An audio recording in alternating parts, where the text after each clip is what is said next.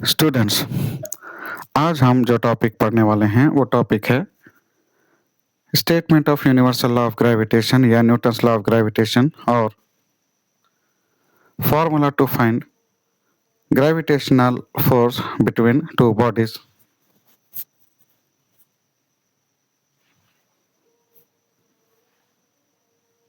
तो statement of universal law of gravitation है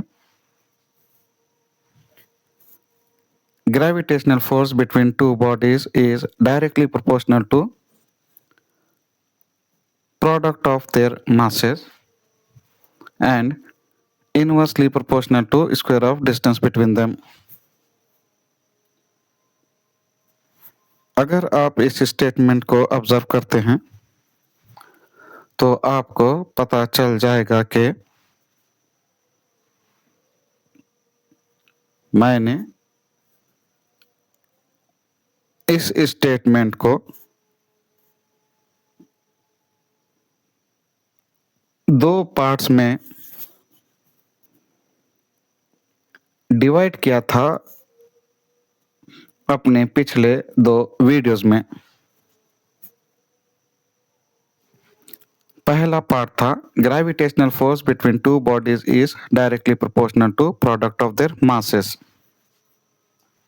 और दूसरा पार्ट था gravitational force is inversely proportional to square of distance between them. इन दोनों पार्ट्स को मैंने डिटेल में एग्जांपल्स देते हुए एक्सप्लेन किया था। अगर आपने उन दोनों वीडियोस को नहीं देखा होगा तो आप उन दोनों वीडियोस को देख लें। Statement of universal law of gravitation आपको आसानी से समझ में आ जाएगा।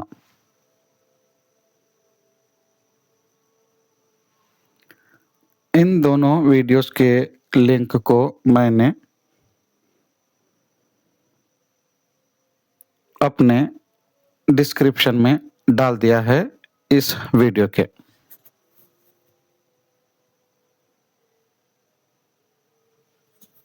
तब आइए फॉर्मूले को हासिल करते हैं। Formula to find gravitational force between two bodies by applying statement of universal law of gravitation।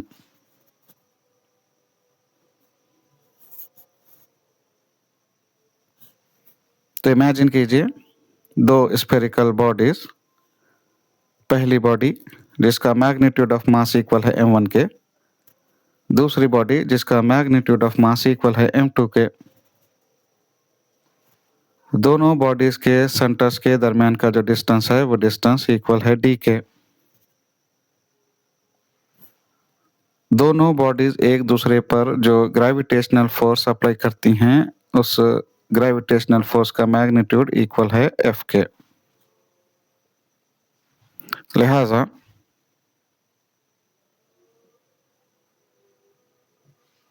According to first part of statement of Newton's law of gravitation,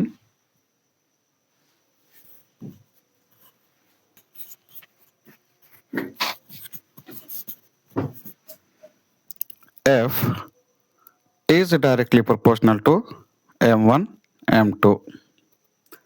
इसे हमने कहा है रिलेशन नंबर 1। उसी तरह से according to second part of statement of Newton's law of gravitation, F inversely proportional है d square के। इसे हमने कहा है रिलेशन नंबर 2। इन दोनों रिलेशंस को मैंने ऑलरेडी पिछले दो वीडियोस में हासिल कर लिया था, तो अब इसी का कंटिन्यूएशन है। तो अब कंबाइन कीजिए दोनों रिलेशंस को। तो F directly proportional to m1 m2, F inversely proportional to d square. m1 m2 numerator में रहेगा और d स्क्वायर डिनोमिनेटर में। इसके बाद हम इस प्रोपोर्शनैलिटी सिंबल की जगह पर सब्स्टिट्यूट करते हैं इक्वल टू कांस्टेंट। लिहाजा f इक्वल होगा constant into m1 m2 divided by d square.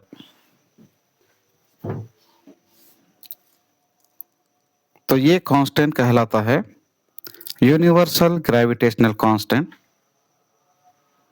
और इस यूनिवर्सल ग्रेविटेशनल कांस्टेंट को रिप्रेजेंट किया जाता है कैपिटल G से। लिहाजा इस इक्वेशन को हम लिख सकते हैं as f equal to G into m1 m2 divided by d square.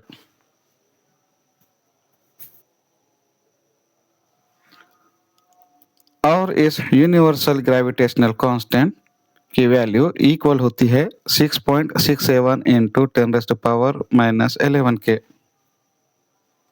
और SI यूनिट होती है न्यूटन मीटर स्क्वायर पर kg स्क्वायर।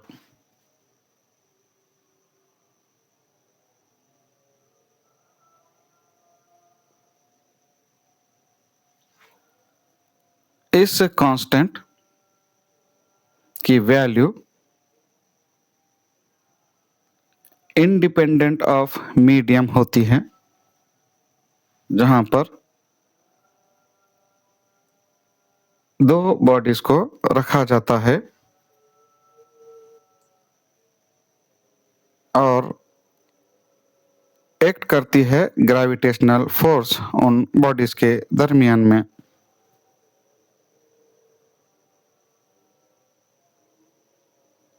तो ग्रेविटेशनल कांस्टेंट की वैल्यू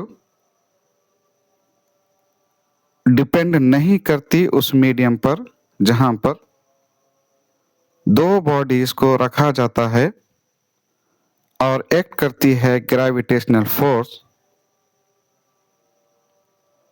को।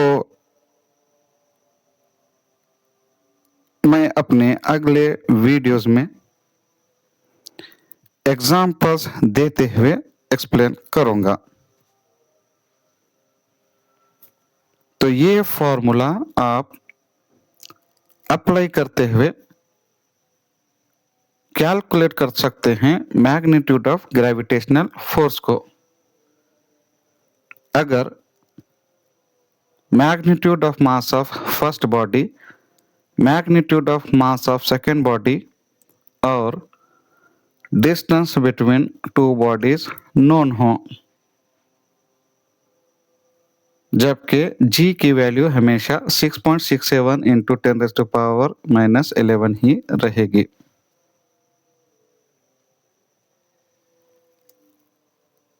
इस फॉर्मूले को आप किसी भी छोटे से छोटे पार्टिकल के लिए या बड़े से बड़े प्लैनेट या स्टार के लिए अप्लाई कर सकते हैं।